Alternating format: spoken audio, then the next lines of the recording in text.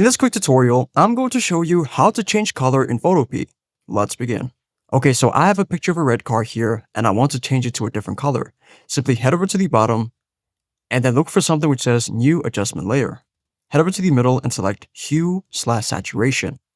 So then there's going to be a new layer that's going to pop up here and you're going to right click on it and select Clipping Mask.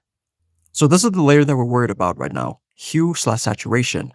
So after selecting Clipping Mask, you're going to see an arrow pointing downward. This shows which image it's going to affect. So if you have another picture of let's say another car, and it's above this red car, then it's going to affect that new image that you've just added on top of this one. So afterwards, a new menu is going to pop up which says Properties.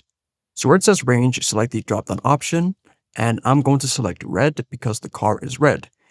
If the object is, let's say, blue, then you are going to select blue. If it's green, select green.